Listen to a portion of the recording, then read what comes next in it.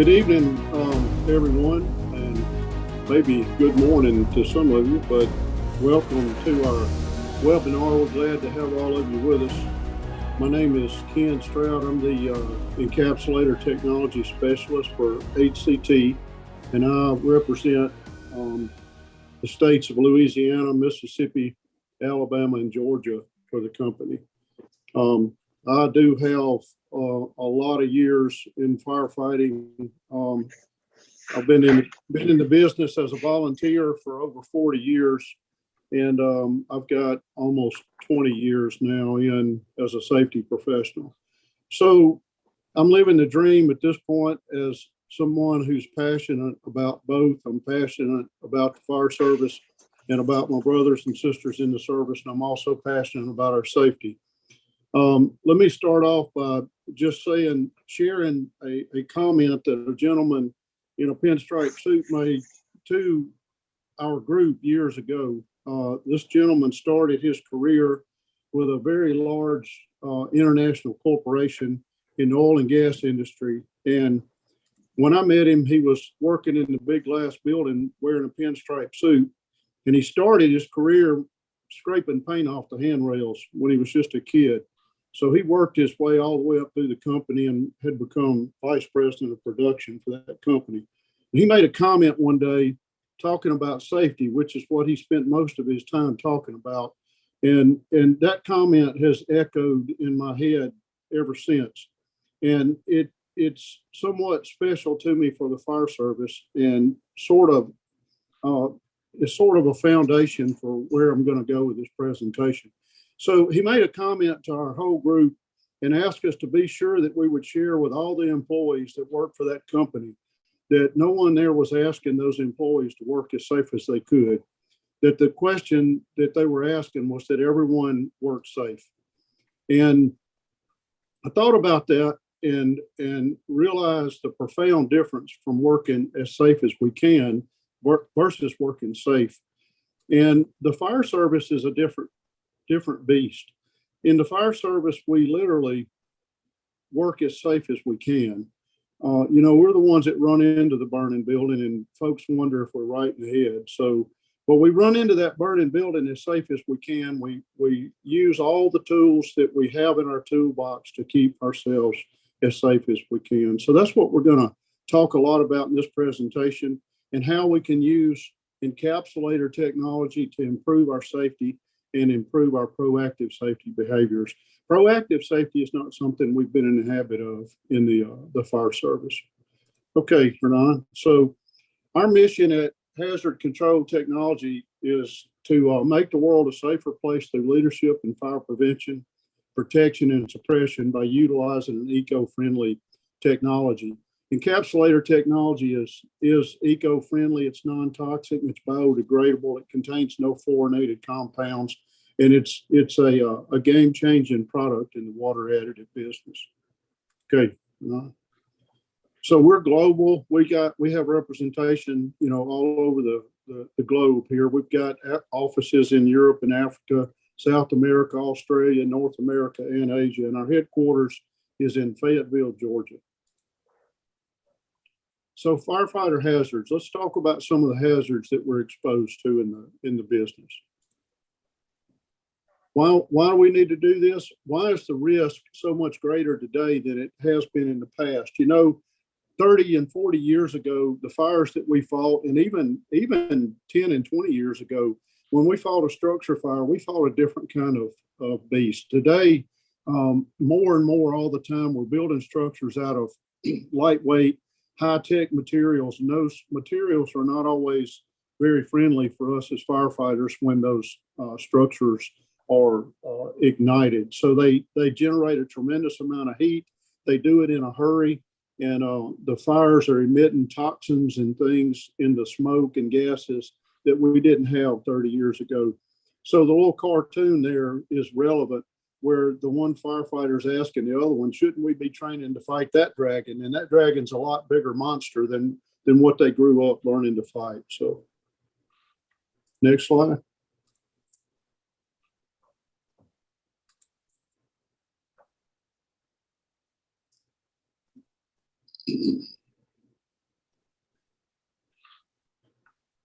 So this was a demonstration that UL did where they set up two different burn rooms, and they ignited these two rooms and timed how long it took for each room to reach flashover. One of the rooms was built with more modern materials like we are faced with today. The other room was built with more legacy materials.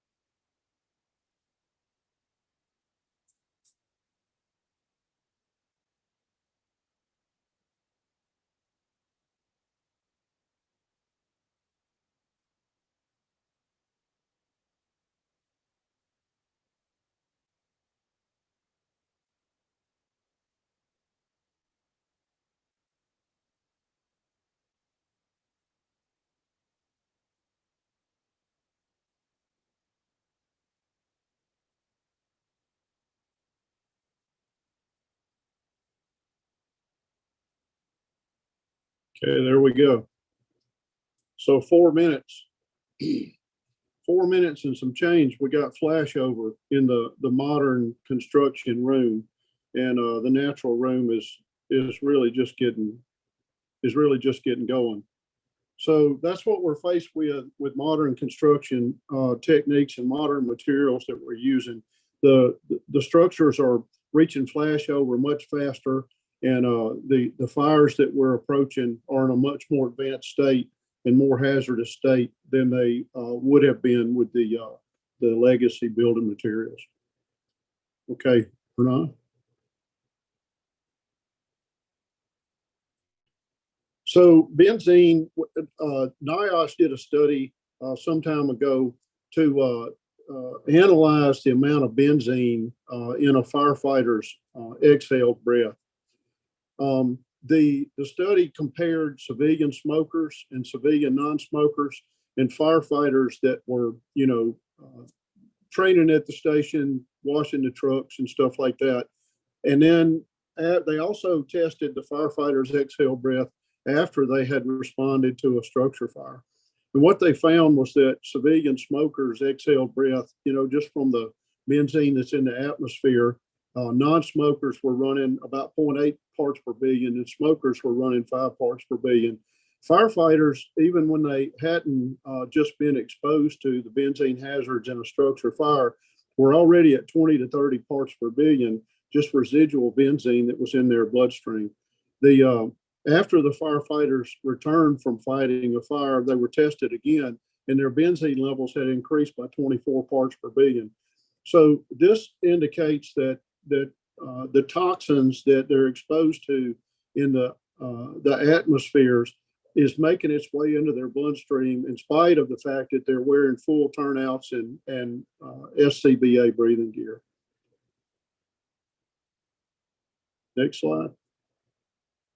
So let's talk about the immediate risk. Whenever we respond to a major fire, the immediate risk that we're exposed to would be extremely high heat, an IDLH atmosphere that's full of toxins and that toxins that can severely injure us, or possibly even kill us in a short period of time, and fatigue and illness. Illness here, we're talking about primarily heat-related illness, and then fatigue, of course, refers, of course, to the amount of time that we're spending wearing full-blown turnouts in August in the South in the United States when it's 95 degrees and 95% humidity. The high heat can cause us several complications that lead to immediate injury. One of those would be steam burns and flash over that we can experience inside of the structure. And then also, I think we need to change slides here or not. So the IDLH atmosphere, there's the smoke that's being produced by the combustion of the products in the structure. The smoke is the unburned fuel that's coming from those products, and the smoke we know is laden with many different kinds of toxins, some of which are very dangerous. Things like hydrogen chloride gas is given off when PVC burns, and there's a lot of PVC that's used in the construction business for family homes and for larger structures as well. Padding under carpet, the foam that's in the furniture, these things emit toxic gases whenever they are combusting. And then the next slide. And then fatigue and illness. So we're in hot weather and we're putting on, Arctic capable clothes here to go into these structures and fight these fires. And the longer we're in there and the hotter it is, the longer we're exposed to those temperatures, the more fatigue we experience, and the higher the chance becomes that we'll suffer a heat-related illness. Well, fatigue it's not something that we focus a lot on, but the tireder we get, the less clearly we think, and the more likely we are to do something that we wouldn't do if we weren't so tired and so hot, like, even trip and, break a wrist or sprain an ankle or something like that. So we're certainly exposed to more injuries just directly because of the fatigue. And then when it comes to the heat-related illness, we're setting ourselves up for heat exhaustion and heat stroke. And of course, we definitely don't want to go to the point of heat stroke. The lasting effects of fatigue and illness often go unnoticed until the adrenaline rush dies down. When we're, as firefighters, I think I can speak for most of us that when we are presented with a structure fire where we think there might be victims involved in that structure fire, our adrenaline level is going to go up. We're going to hyper focus on the job at hand, and we're going to really be pushing ourselves to the limit without even realizing it until it's all over. And when the dust settles, you're exhausted, and you might at that point realize that you're hotter than you should have been. Next slide. So what are some of the long-term risks associated with with the hazards that we face? Heart attacks, for many years, heart attacks were said to be the largest number of line of duty deaths for firefighters. There's still a very significant number of line of duty deaths. It's somewhere around 17 or 18% of firefighters die from some kind of cardiac event. And when we're experiencing those adrenaline rushes and we're in those high heat environments and we're fatigued, like we talked about in that last slide, our chances, if we have a condition, we may not even know we have a pre-existing condition, but our chances of discovering it go way up when we're in that type of stressful situation. Sticky blood, this is something new to me. Sticky blood is something that has been found to occur in firefighters. And Hernan, I believe it was the study was associated with forest fire fighting, where some of the smoke particles they're saying can actually make it into the bloodstream and cause some of your blood cells to stick together, somewhat like a clot. And then this could aggravate an already pre-existing condition when you're in a high heat environment, in a high stress environment, fighting a fire. And then there's cancer. We all should be aware there's a tremendous amount of news now about firefighter cancer and firefighters experiencing certain types of cancers at a much higher rate than the rest of the population. So heart attacks, the body's defense system may react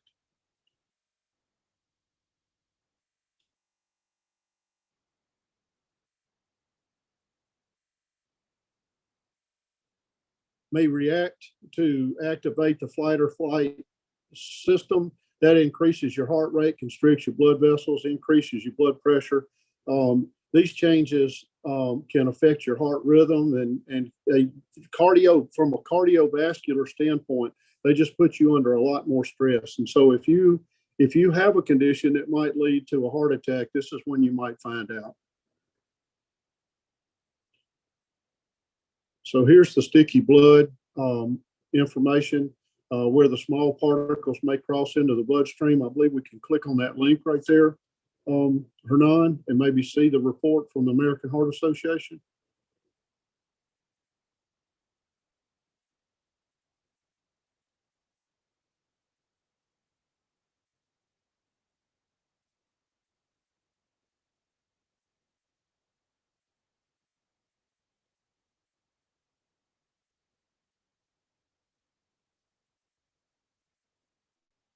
So there in the fourth paragraph, particulate matter from smoke that is inhaled can penetrate deeply into the lungs and very small particles cross into the bloodstream. These particles can create an inflammatory reaction in the lungs and throughout the body. So, and inflammation is being implicated in a lot of issues with heart attacks nowadays.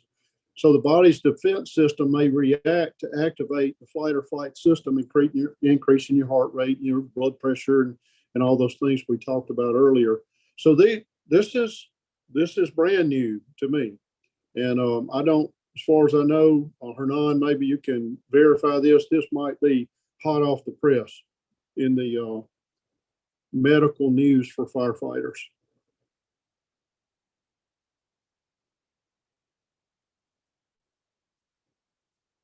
Okay, next slide. And then we talked about cancer. And so the line of duty deaths associated with cancer now, I've seen numbers anywhere from 66% up to the upper 70s that they're saying are cancer related line of duty deaths. I think the next slide will show us some of that. No? Okay. So studies conducted by the International Association of Firefighters and the Fire Cancer Foundation realized striking figures. And here's where you get that number of 76%. Their data suggested that 76% of firefighters' line of duty deaths are now caused by cancer. It has way outpaced cardiac events. And women are at a 6 times increase of developing breast cancer. So firefighter toxin exposure. How are we exposed to these toxins? How do they get into our systems where they can cause us harm? So inhalation from breathing contaminants due to not wearing SCBAs or wearing an ill-fitting or defective SCBA.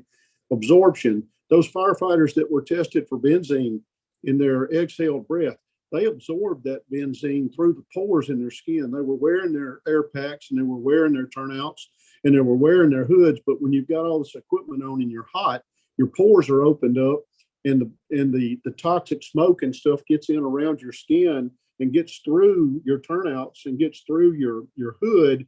And those toxins then can be absorbed through your pores.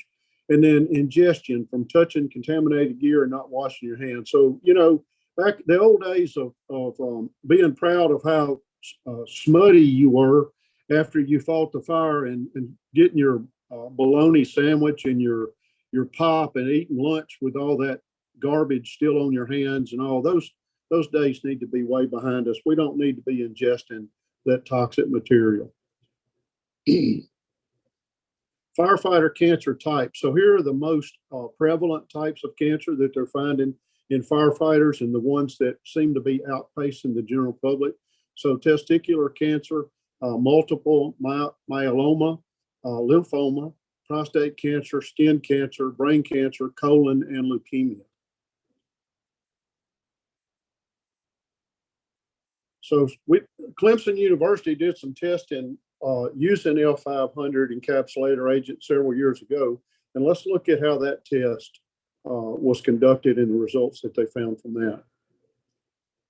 So to conduct the test, Clemson set up 2 cones in an inverted position. They created a fire underneath each cone by burning toluene. They used the cones, by being turned upside down, allows you the opportunity to collect soot on that inclined plane just above the fire. They were able to sample the soot. They were able to measure the amount of soot that collected in two different scenarios, and then they were able to collect the soot and analyze it for toxins following the experiment.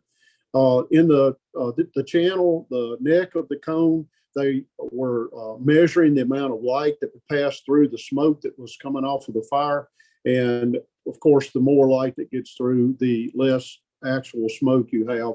And then they sampled the smoke as it came out the top, and they analyzed that smoke for toxin. So you'll notice in the two scenarios, in the scenario on the left, they're using plain water, and they're not really spraying the wet stuff directly on the seat of the fire. They're spraying that across the top of the flames where the free radical process is taking place, and the burning's actually taking place. And those free radicals that don't burn, they coalesce into each other, and that's what forms our smoke particles. And in the scenario on the right, they used the same setup, except in that scenario, they used a 3% solution of L500. And so when we go to the next slide, we'll see what their results from the study turned out to be. So they found out that with the 3% solution of L500, they had a 68% increase in visibility. Now, you ask yourself, does that improve my ability to work as safe as I can as a firefighter? If I can improve my visibility by 68%, does that give me an advantage? The soot accumulation, they found out on the L500 side that there was 97% less soot accumulated on the cone than there was on the plain water side. Now, less soot accumulation means there's less smoke. So if there's less smoke, does that give me an advantage when it comes to my safety to work as safe as I can? Does that give my victims an edge that may help me get them rescued? And then the soot and the smoke toxicity, when they analyzed the soot and smoke, they found out it was 98.6% less toxic on the side that had the F500 injected. So that means that the encapsulation process is removing smoke from the atmosphere. It's stopping the production of smoke, which is reducing the amount of soot that's being produced, and it's encapsulating the toxic gases, and it's doing all of this in front of our nozzle before we enter the space. Admittedly, it's just right in front of us, but it is in front of us instead of after we've already been exposed to it, and we have to reactively protect ourselves from the effects of those toxins. Next slide. So in conclusion, the L500 reduced the soot and the smoke significantly compared to the plain water. The data is significant since surfactant treatment to the smoke plume, not the fire. The treatment was to the smoke plume and not to the fire itself. This information gives us, by observation, it gives us a suggestion that the L500 is actually interrupting the combustion process at the vapor phase. So right there where the free radicals are coming off of your fuel, and they're hot and they're excited and they've got lots of energy and they're moving at a high rate of speed, the L500 encapsulated water droplets, because of their molecular weight, they're able to physically stop the movement of those free radicals and stop them from coalescing into smoke particles. So the toluene fire extinguished by the F500 produced smoke and combustion byproducts that were 98.6% less toxic. And that's where that interruption of that free radical process is paying off for us and making our environment safer proactively. Okay. Next slide. So contamination. The number of carcinogenic elements in smoke from a modern day fire is much higher than it ever was before. I do remember long years ago in the area where I've worked as a volunteer fireman for so long, that we had a lot of structures that were built out of a type of wood. A lot of you may not even be familiar with it, but pine trees produce a heartwood that has a lot of sap in it, and that sap is highly combustible.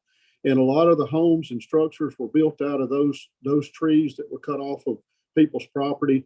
way back in the day. And I remember fighting many fires as a younger firefighter that involved those structures. And they were incredibly hot and incredibly difficult to extinguish. And it was unusual in a rural volunteer setting to get to one of those structures and be successful in saving somebody's property.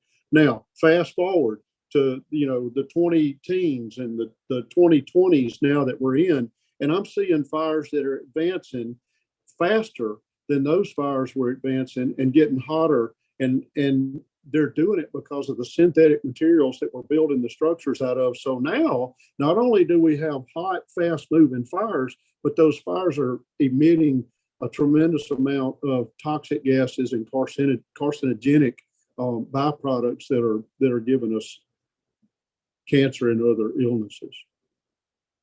Okay.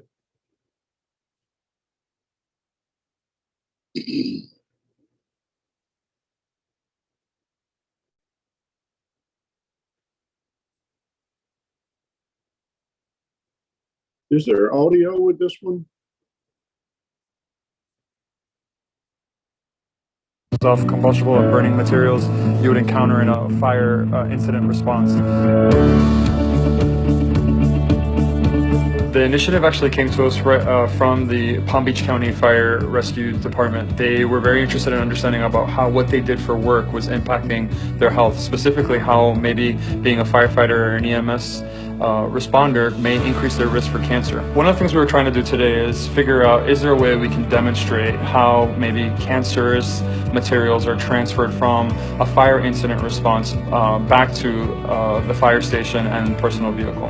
And so today was really a teaching exercise and a scientific exercise of trying to see how we demonstrate where soot, represented by this invisible dye, might be transferring from when they go to respond to a fire and come back to the fire station. So the goal today was trying to be able to identify, can we feasibly show how soot is transferred from a fire incident response back to their truck and back to the fire station.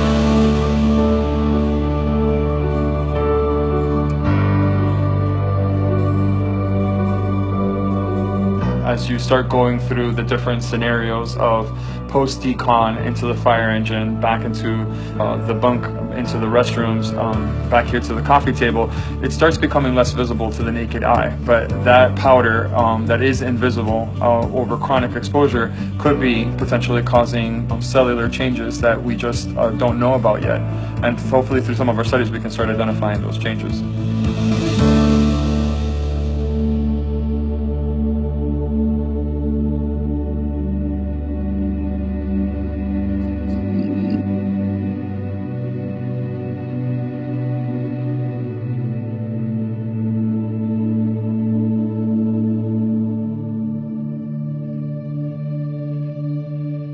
It was really an eye-opening experience for us because I anticipated, some demonstration of how much dye would transfer. I didn't realize the breadth and scope of how much dye would spread within the different scenarios that we were shooting in, as well as continue to transfer on after the first fire engine truck. So for me, it was very impressive to see even some of the invisible dye transfer onto the bunks where they're sleeping at night.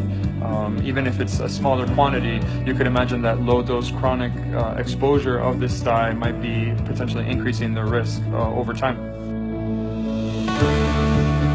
We filmed today in the EMS's personal vehicle.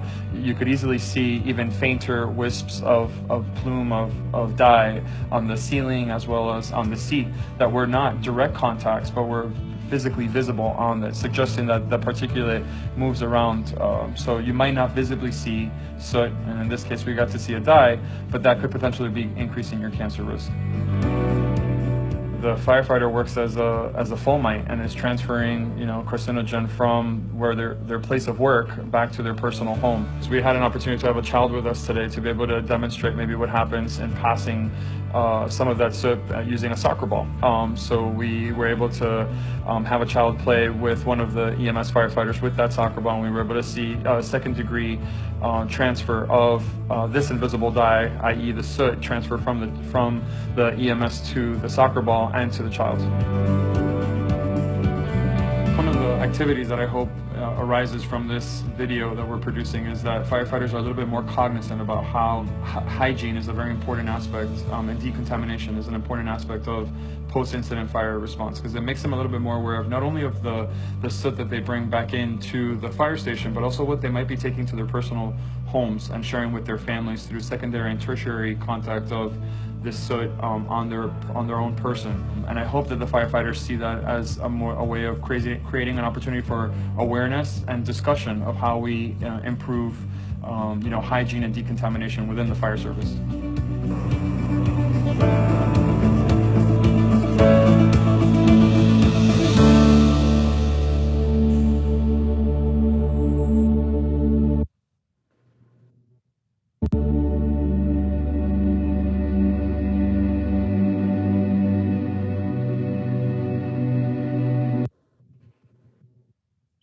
Okay, I've seen that video once before. I don't know if, some of you may not have ever seen that. A lot of you may have seen it once before, but I'll tell you that that video is a real eye opener. When you see the firemen transferring the potentially transferring those toxic soot materials to their kid when they get back home. So that is the foundation for the whole presentation. So clearly we're working in a filthy, dirty, hot, and hazardous environment as firefighters. And for so many years, the filth and the dirt was a source of pride. And we see now that the effects of that, of showing off that filth and dirt are really dangerous, not only for us, but also for our family members when we go back home. So, and everything that we've been doing has been reactive. And so what can we do to be proactive so that we can prevent this in the future? So NFPA 1851 establishes firefighter exposure to contaminated PPE guidelines as they present growing concern for long-term health to the firefighter. So 1851 is our guidance on how we should decontaminate our firefighters. And decontamination, is that proactive or is that reactive? And so let's look. It looks like I'm going to be the new champ. We have got to do better than this. So cancer is trying to win out over heart disease, and it looks like cancer is winning out. Clearly, the numbers indicate that it's doing so. So the 1851 decontamination protocol, they want you to establish a decontamination area, prepare your decon equipment.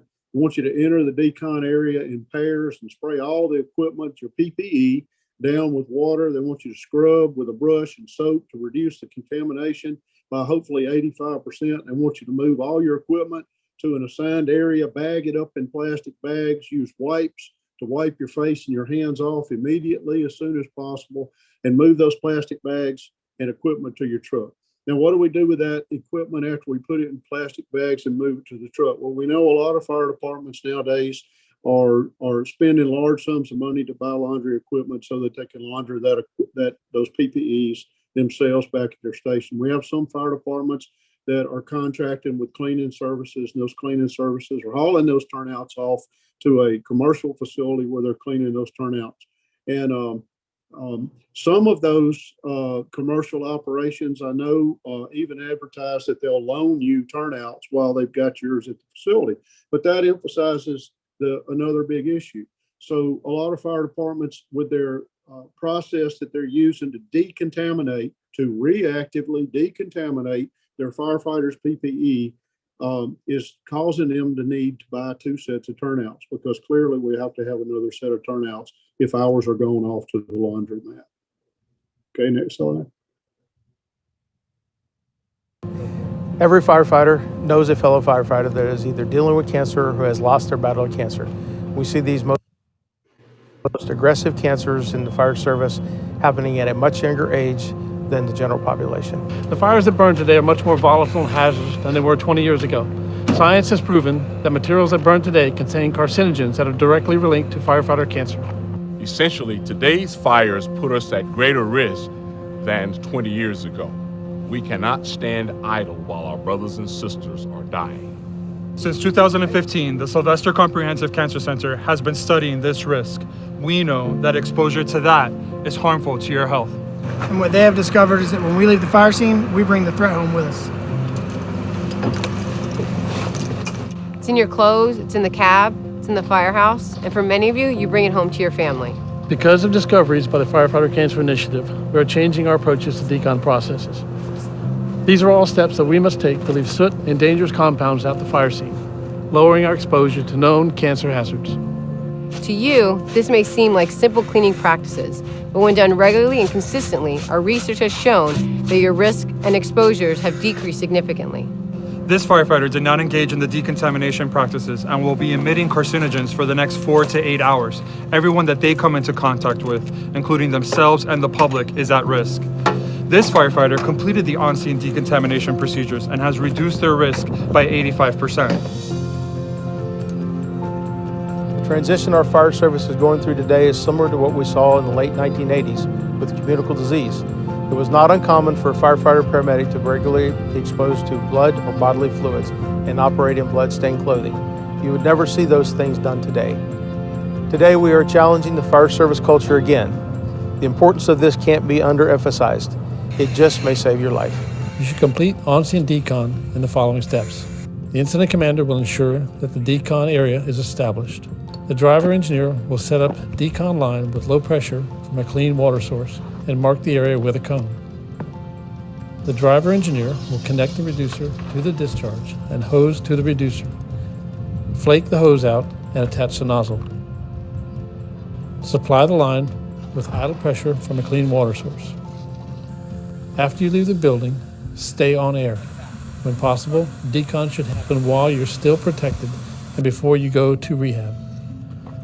On your way to decon cone, the straps of the SCBA should be loosened to aid the decon process.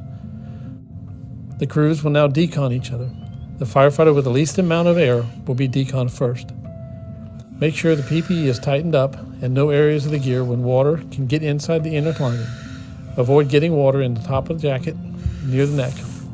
Only spray the collar line down. The helmet will be cleaned independently later along with the other firefighter equipment. While being rinsed with water, you should stand straight upright with your arms out to the side. This will give a quick 360 rinse from the collar line down. Next, again, work with the collar line down. Use a soft bristle brush with soap mixture to scrub the gear. Be sure to get under the pack and straps and include all possible collection points such as armpit and groin area. Rinse soap mixture off the gear from collar line down. Next, clean the boots.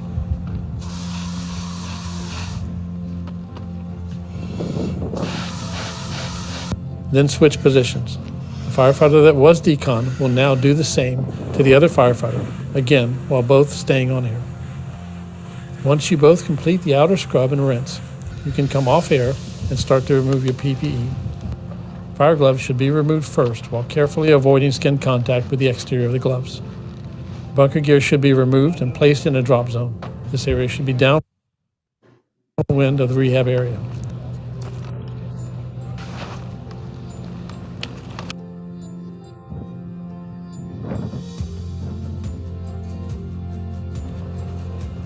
Using the department-provided wipes, clean your hands very well. Use a new set of wipes for your neck, front, and back, and the area behind your ears. Use different wipes when cleaning your entire face. Don't forget your head and hair. Lastly, use a fresh wipe for your eyes. When you release from the scene, you will bag your gear with department-issued bags to decrease your exposure to off-gassing. Although it has undergone gross decon, it is recommended that you still wear EMS gloves. You will bag the following pieces of equipment: gloves, coats, boots, and pants, and helmet. In this order, you will bag your gear. After folding the coat, it will be placed on top of the gloves, followed by the boots and pants. Lastly, clean the helmet by scrubbing the outer shell and wiping the inner soft lining. Do not saturate the inner lining. After cleaning, place the helmet in the bag with the top pointed toward the boot and coat. The bag will be twisted and taped closed. The remaining loose end will be folded over and taped again to complete the sealing. If a second set is not available at the scene, the firefighter hood and gloves should be exchanged for clean ones at the scene. All tools and equipment that were used at the incident will be cleaned on the scene with soft bristle brush and soap water mixture. The bags of gear will be placed in the apparatus. Bagged PPE can be easily deployed if the need arises. Firefighters should shower within the hour when returning to the fire station. I know for many of us, this is more than a job. This is your family. This is your community. The changes you make today will impact you, your family, and your colleagues. Not just for today, but for years to come. Together, we can change the culture and we reduce our risk for cancer.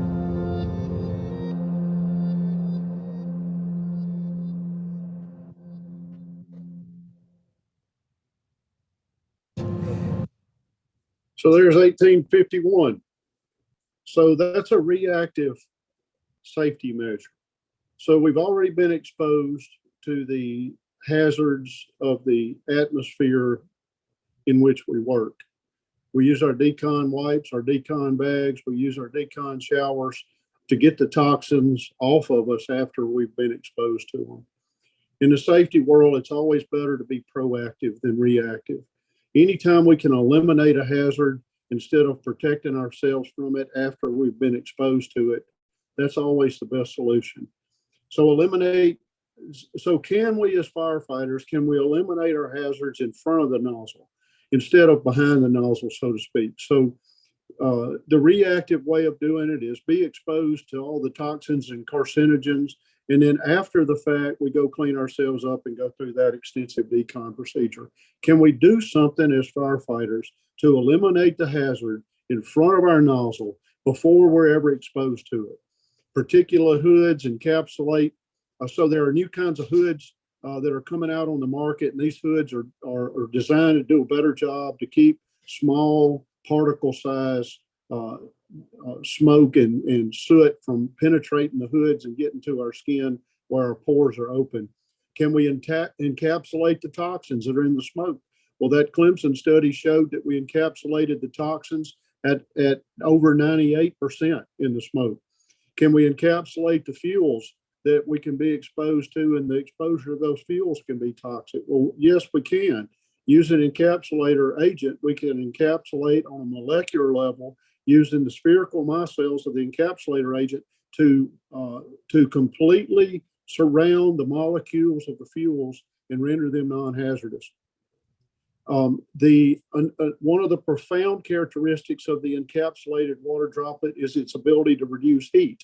And so the exposure to heat gives us immediate risk in terms of burns and steam burns, and exposure to the high heat can cause us to have heat-related illness like heat exhaustion and heat stroke. And heat stroke is unfortunately deadly even when it's diagnosed in the hospital. It's very hard to turn heat stroke around.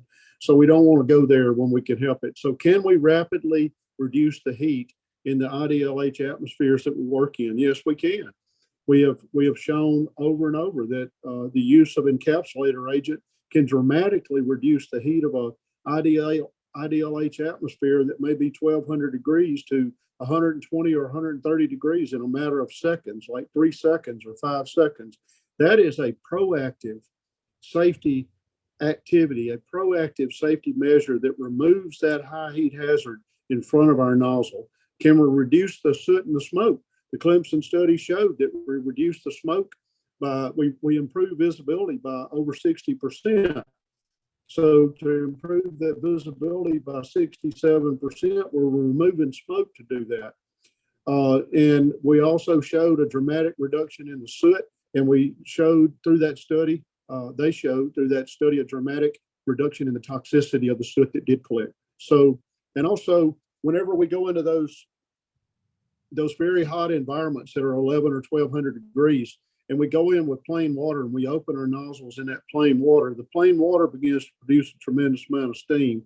So every unit volume of water will increase in size by 1700, a factor of 1700 when it turns to steam. It fills the room up, it pressurizes the room, and that steam permeates every nook and cranny that it can permeate, including up underneath your helmet and in and around your collar and around on your neck. And plenty of firefighters have the scars to prove that. So if we reduce the temperature of that environment from 11 or 1200 degrees to 120 or 130 degrees in a matter of 3 to 5 seconds, clearly we're below the point of steam production, and we won't have that steam problem at that point. Is that a proactive safety measure? You better believe it is. And if we can reduce the temperature that fast, and if we can reduce the temperature of the combustible products below their auto ignition point at that fast, and if we can encapsulate the molecules, the carbon and hydrocarbon molecules of those combustible products and render them non-flammable and non-combustible in a rapid fashion, then we dramatically reduce the time that we are exposed to the activities that cause the fatigue and cause the illness, the heat-related illness, and subject us to the potential for heat stroke. Is that a proactive safety behavior? You better believe it is. So all of this is taking place now in front of your nozzle instead of back at the truck, or either in the case of the longer term exposure to the heat and the fatigue. You can't wipe that off when you get back to the truck. Hopefully you can stand up long enough to get yourself cleaned off. So next slide. So encapsulator technology. What is encapsulator technology, and what will it do to help us be proactive in protecting ourselves from the hazard of the atmospheres that we work in?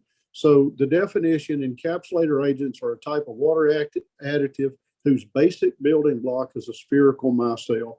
I tell classes when I'm doing classes and demos for fire departments, I tell them that an encapsulator agent is, compared to what we've known in the past, an encapsulator agent is relatively hard to understand, but it's incredibly easy to use, as opposed to a foam that's easy to understand, but can be relatively difficult to use depending on the environmental conditions and the conditions of your equipment and the skill of your operators, of course. So the basic building block of an encapsulator agent is the spherical micelles. These spherical micelles are capable of encapsulating carbon molecules as well as polar and nonpolar hydrocarbon vapor and liquid molecules. And these spherical micelles encapsulate a lot of other chemicals. There's tens of thousands of chemicals. We won't live long enough to know if it'll encapsulate all of them or not. But we know that it encapsulates things like can render sulfuric acid to a neutral pH. It can encapsulate hydrogen fluoride gas, which is emitted by burning lithium-ion batteries. It encapsulates H2S gas. It encapsulates hydrogen chloride gas, which is emitted by the burning PVC construction materials in those structures. So we encapsulate a lot of things in addition to carbon and hydrocarbon molecules. So this is how an encapsulator agent separates fuel from oxygen on a chemical molecular level. So foam will separate fuel from oxygen on a macro level by building a blanket of bubbles across the top of your fuel spill, for example. That is a macro mitigation technique that physically separates your fuel from the oxygen. Encapsulator agent, it separates your fuel from the oxygen also, but it does it molecule by molecule by encapsulating the molecules with these spherical micelles and removing them on a molecular level from the oxygen. Next slide. This is going to show us encapsulator technology. L500 encapsulator molecules work. Hazard mitigation. First, we start with a simplified version of a single encapsulator agent molecule consisting of a hydrophilic polar head which loves water, dissolves in water, and a hydrophobic nonpolar tail which fears water and will do anything to get away from water. Once the EA molecules enter the water, they instantaneously and automatically orient with the nonpolar tails inward and the polar heads outward, forming millions of spherical micelles. Micelles travel towards and exit the nozzles, forming EA droplets. Micelles nearest to the surface of each droplet automatically break apart. The nonpolar tails orient outside the droplet, with polar heads on the surface, forming an EA skin on the surface of every droplet. In addition to the EA skin, there are millions of molecular spherical micelles within each droplet. Encapsulated.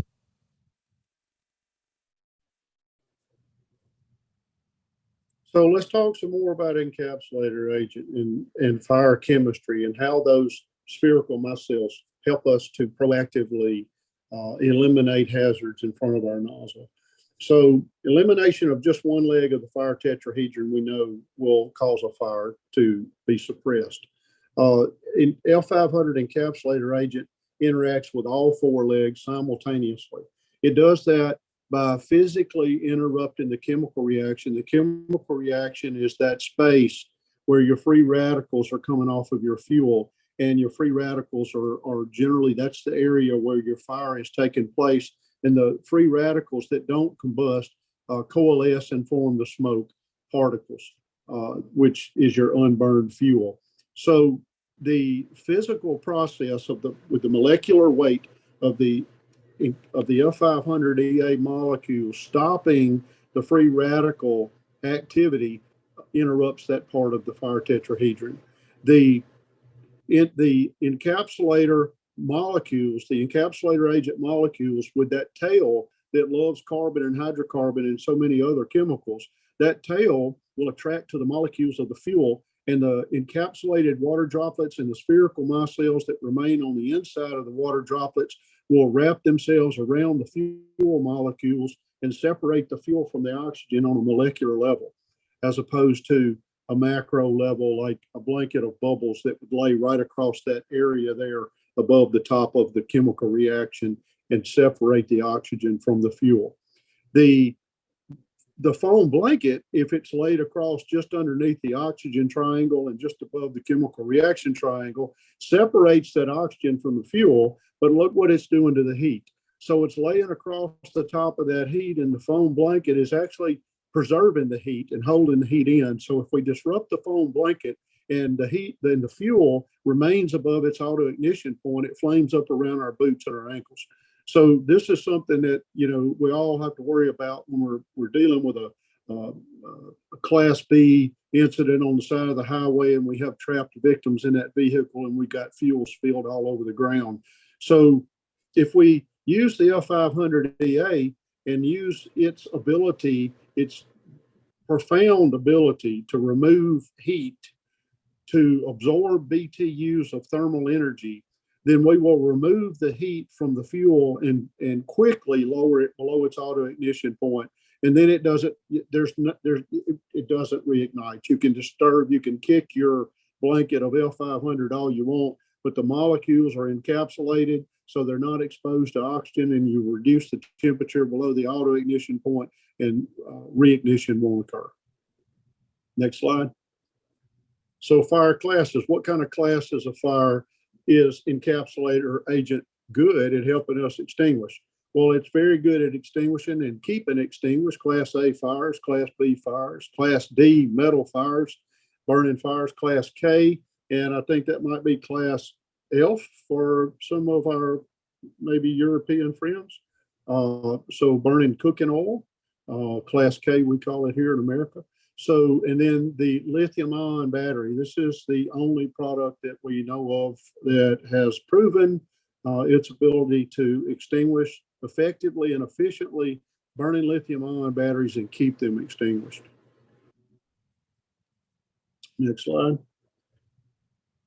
So what about decontamination? So we saw the video of 1851 with the extensive list of steps that we go through to decontaminate our firefighters after they've been exposed to toxic soot and smoke and gases.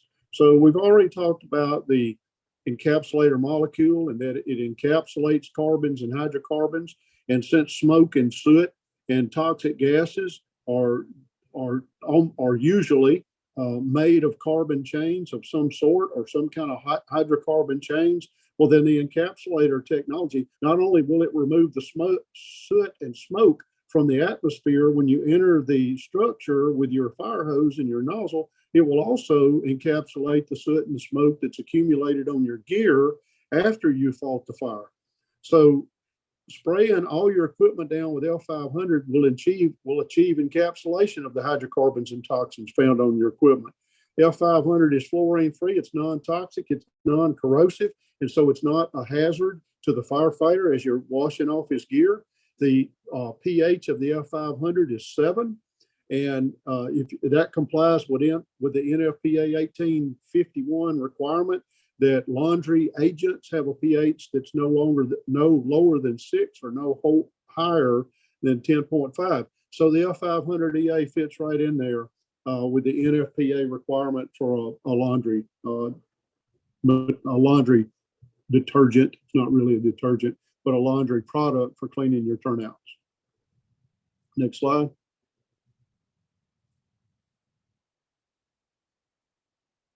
So what are the advantages? If you put 4 ounces of L500 in your washing machine where you're washing your PPEs, you will achieve a maximum decontamination of those turnouts. You're putting the encapsulator agent right in there with your turnouts in an environment where they're being agitated, and the encapsulator agent will encapsulate those molecules and render them non-hazardous and rinse them right out of the turnouts. The use of L500 EA during the contamination process guarantees better results due to its encapsulating nature compared to the use of common detergents that are on the market today. So NFPA 1851, cancer-related risk to fire.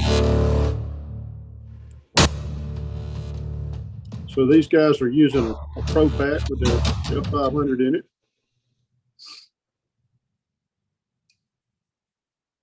You'll have to read that for us, Hernan.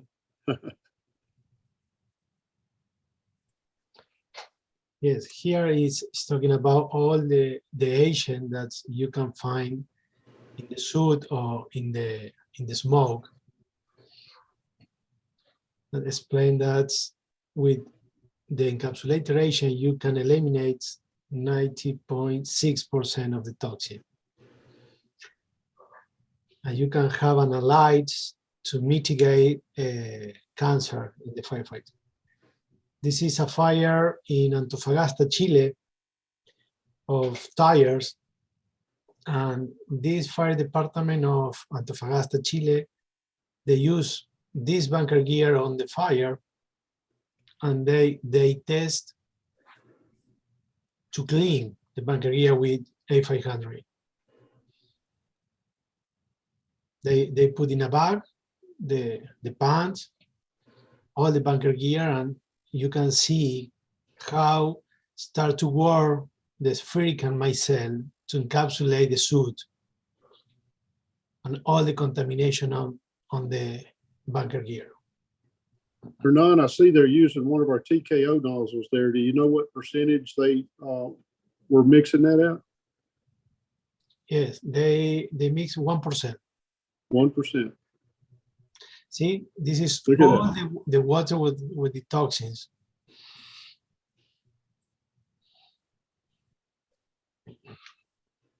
That's pretty effective. Yes.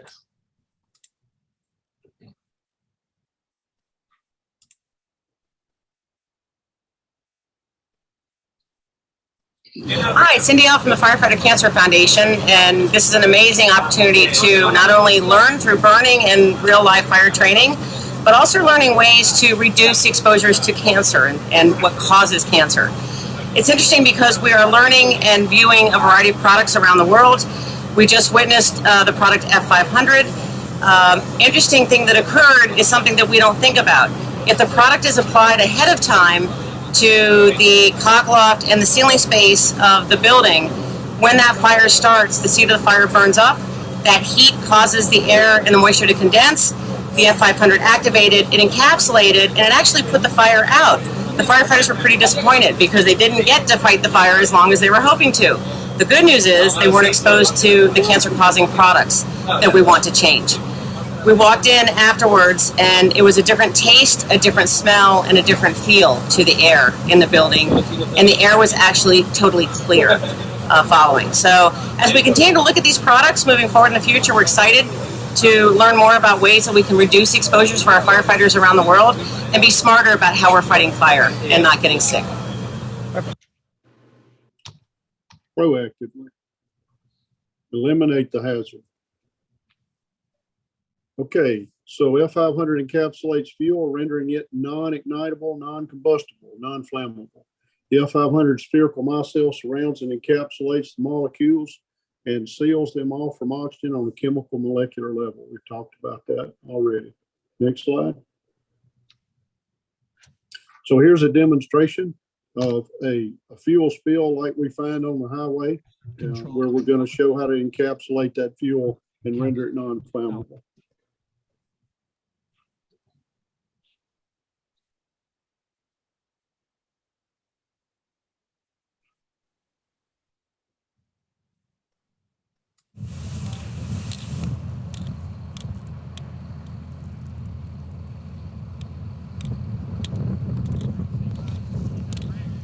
This demonstration shows a large gasoline spill. Half is treated with 3% F500 solution. Flame is applied but only ignites the non-treated area. Then the fire is extinguished using a dispersed spray pattern sweeping over the surface. The F500 encapsulates the gasoline vapor molecules, rendering them instantly non-flammable and non-ignitable. You will notice at one point the firefighter with the torch will disperse the F500 solution on the ground without any reignition. If this were foam, the gasoline would have reignited where he kicked the foam aside, because foam only lays on the surface and does not encapsulate. Hazard.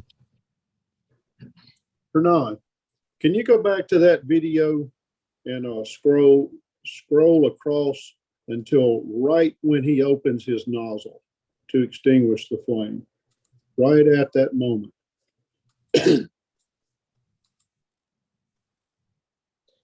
Here? Yeah, start it, and then as soon as he opens it, the nozzle. First spray pattern sweeping over the surface. Right there, pause it. Yeah. Sorry. Right, if you can replay that like 1 or 2 second part of the video, I want you folks to watch. And sweeping the over the flames go surface. out. Do you see the flames being extinguished F5 above the fuel?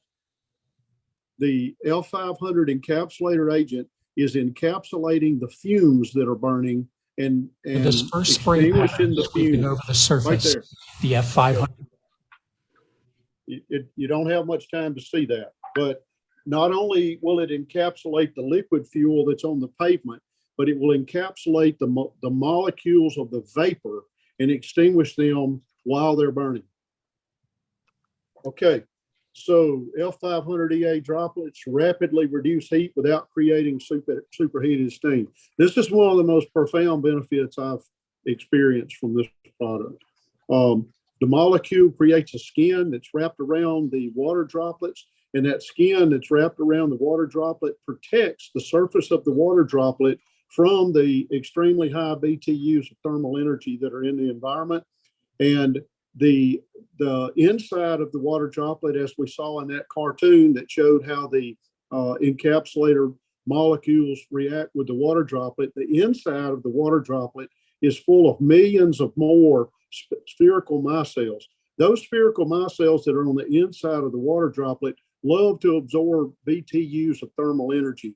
And so you create this thermal circuit that pulls the BTUs of thermal energy from the environment into the inside of the water droplet. So now your water droplet is absorbing the thermal energy three-dimensionally as opposed to just absorbing it on the surface. A plain water droplet will absorb the thermal energy. It doesn't actually conduct the thermal energy very efficiently. So the thermal energy acts on the surface of the water droplet much faster and evaporates the surface of the water droplet. And about 95 to 97% of your water droplet winds up hitting the wall and falling to the floor and running out the front door of the structure with stuffed animals.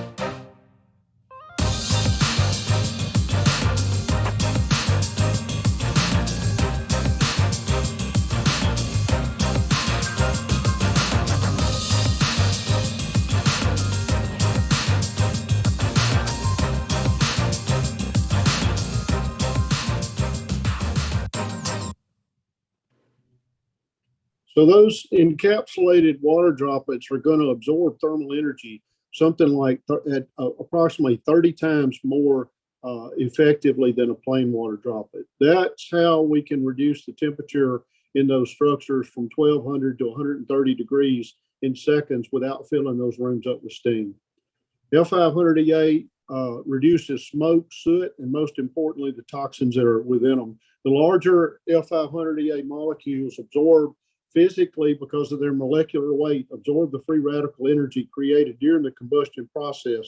This dramatically improves your air quality. So the smoke and toxic gases that are composed of carbon molecules, the smoke particles will be encapsulated in their gas smoke stage. They're not really gas, they're solid particles, but they'll be encapsulated by the encapsulated water droplets and the spherical micelles within them, but also that interruption of that free radical process prevents the creation of more smoke and drastically improves your air quality and your visibility.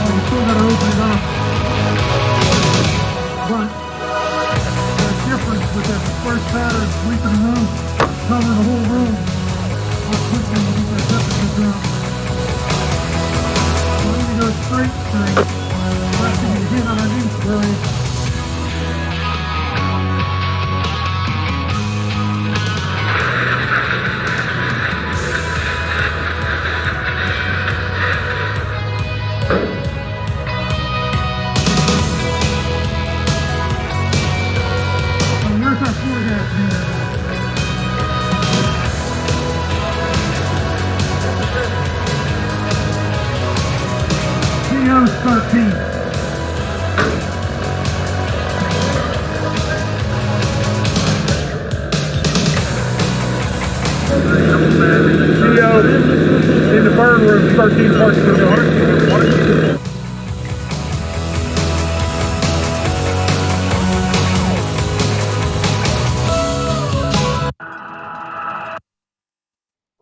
So CO, the silent killer, poses a greater threat to the victims than does the heat and the smoke. And hold on just a second with that one, Renan. So many thanks to the Cornelia, Georgia Fire Department for accommodating us with that burn demo that we did there. And we saw that the temperature in that burn room was dramatically reduced in less than 5 seconds to about 130 degrees. And the atmosphere was tested with a 4-gas detector. And in about 30 seconds, the CO in the L500 burn room was down to 13 parts per million and dropping. And the individual that had the gas detector left that room and walked down the hallway and past the plain water room that we did the comparison with. And outside of the plain water room, as he walked past, his meter went off and started pegging and alarming. So the plain water, of course, did nothing to reduce the CO. So the L500 encapsulated water droplets were encapsulating the CO molecules and removing them from their harmful state. If you'll watch this video very closely, you can see the L500 solution interrupt the free radical process where the smoke is being created. Tires do a good job of helping us demonstrate this because they make a robust column of smoke. When the firefighter opens the nozzle, pay close attention to what happens to the smoke.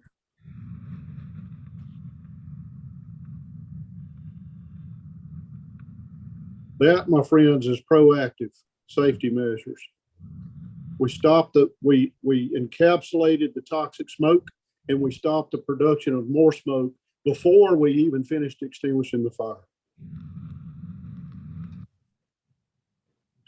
So we made our atmosphere a lot safer for us and for our potential victims. L500EA is environmentally friendly. It's fluorine-free, biodegradable, and non-corrosive, non-toxic. It won't stop up your, if you have foam induction equipment on an engine, you can run this right through your foam induction equipment, and you don't have to worry about it clogging it up and making a mess. A lot of states are banning different types of foams. I believe I saw today where there might be a move all across Europe in the next maybe year to 18 months to ban the use of fluorinated foams. Of course, there's lawsuits and news articles that just almost every day you can find on this subject.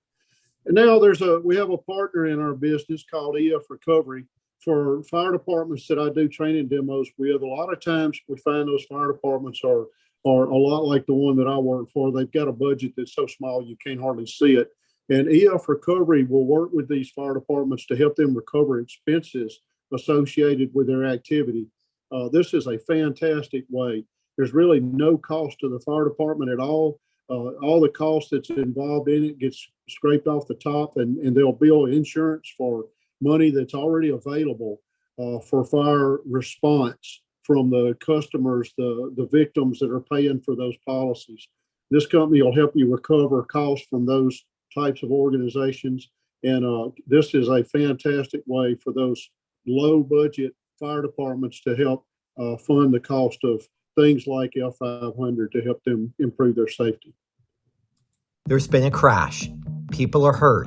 Fluids are leaking. Traffic needs directing. As you arrive on the scene, your priority is safety, care, and containment. The last thing on your mind is the cost of the call. But here's a question. Should your department have to pay for someone else's recklessness? If a city ordinance or county resolution says you're entitled to reimbursement, your department has a right to its money. And that's the problem. Do you have the time and the resources to chase it? We do. We're EF Recovery, one of the most experienced providers of billing services. Welcome to Response Recovery, a claims management program that recovers incident response dollars and gives them back to your department. With the Response Recovery Program, we have the infrastructure, insurance company relationships, and knowledge of the law to get you the money you deserve. Here's how it works. Using your fire reporting system, we locate and extract the MVA, obtain the incident report, and fill out all the incident paperwork. You approve the claim, we file it, and we pursue collection. If the claim is wrongfully denied, our team of experts pursues the insurance company and makes sure the claim gets paid. Submitting information to us is easy, and the claims review process is fast and convenient. There are no minimums or special requirements, and training is a snap thanks to our templates for manpower, consumables, and equipment that save you time. Best of all, you're in full control of the program. You determine who we speak to, the insurance company, the responsible party who caused the incident, or both. Our customer service is second to none. We use the maximum care, consideration, and professionalism, whether we're working with you, with insurance companies, or with residents in your community. We have safeguards to ensure accuracy and compliance, and we bill for all types of runs. So whatever incident your department responded to, we'll get to work on the reimbursement for it. If you're ready to recover the reimbursable expenses that you've earned, and you want to work with an experienced, seasoned partner, you want this flexible program. The Response Recovery Program from EF Recovery. Because your department deserves every dollar it's earned. There's been a crash. So let's review. Hey, Ken, excuse me. Excuse me, I want to jump in here because you mentioned that EF recovery is for, departments with a tight budget, but, we're located here in Metro Atlanta. We introduced it to one of our Metro Atlanta departments that is a pretty good sized department. They have two major highways, including a section of I-75 that runs through, and they've got it set up to where, if there's a vehicle accident and it's from an out of their jurisdiction person, then they've worked with EFR. So they implemented EFR. And I guess the one thing I wanted to say here is they've been on EFR for 6 months. And I got a call from the chief that told me, hey, thank you for introducing that to us. I figured we might use it once or twice, but we went back through all of the accidents that we have been to, and we have collected over $175,000 from insurance companies just in the past 6 months. So he was really happy because, everybody's budget's tight, whether you're a smaller or larger fire department. Right. It's a good program for whatever size department you are. And they are very focused on the fire department as a customer and a client, and they're very astute at being able to customize the program to suit the department's desires for the way they want it to function. And I think if any of you guys are interested in something like that, we can connect you with the right people, and I think you'll find them very accommodating and easy to work with. So in conclusion, let's review what are the benefits of using encapsulator technology. How can your department be proactive in preventing, reducing, or eliminating firefighter health and safety hazards? So we're turning over a new leaf here. We're going from a reactive safety program to a proactive safety program, and we're eliminating our hazards in front of our nozzle now. So F500EA, in summary, it's an eco-friendly, multi-class, UL classified encapsulator agent. Encapsulator agents, if you'll look at NFP 18A, section 7.7, 18A is hot off the press, and with the new version, and it has a lot of information in there that accommodates encapsulator technology in a lot of new ways. Encapsulation is rapid, cooling is rapid, and toxin reduction is rapid, and it's very high percentages. The shelf life will tell you on the F500 is 15 years in a closed pail. That's as long as we've tested it. If you take more than 15 years to use up your pail of F500, I tell my departments that I do training for, I really probably ought to come back and train you again, because I must not have done a very good job the first time. This is a all-class, multi-purpose, proactive, hazard eliminating product. It is very different from what we've been accustomed to in the fire service in the past. It is fluorine free, it is biodegradable, and it's non-corrosive. So in summary, it's recognized by F500EA is recognized by ISO as an acceptable alternative to foam for insurance ratings in the USA. It's a class A and B polar and non-polar DK/L fire suppression agent, lithium-ion battery fires. It's the only thing on the market that can effectively and efficiently extinguish lithium-ion battery fires by reducing the temperature of the electrolyte below its auto ignition point and encapsulating the electrolyte in those batteries and rendering it non-flammable, and at the same time encapsulating the hydrogen fluoride gas that's being emitted by the combustion of those batteries and eliminating that hazard, which can kill us as firefighters. It will encapsulate flammable liquids and vapors. So in summary, the encapsulating tech, the encapsulation process that the F500 molecules gives us also long-term burn back resistance. So when we extinguish those structure fires, we extinguish those big fires, they're far less likely to reignite and get us called back out later. The rapid cooling gives us the ability for rapid knockdown without creating steam. The toxin reduction of 98.6% dramatically lowers our exposure to cancer-causing toxins. It's doing that in front of our nozzle in a proactive manner, and we'll use a lot less water to extinguish the fire because our water is now many times more effective at absorbing BTUs of thermal energy. So we extinguish the fire much faster. We save time, money, and resources, and we get our firefighters out of that atmosphere and out of that high stress work much quicker and lower their exposure to heat-related illness risk and things of that nature. Any questions or comments from the group?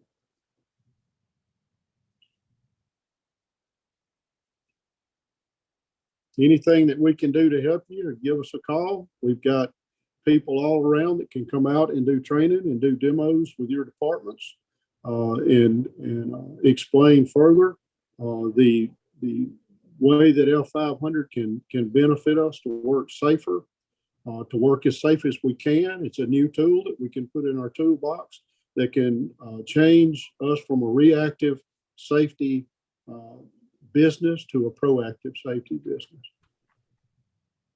Thanks everybody for joining in with us. We appreciate having you, and I hope it was informative and useful for you.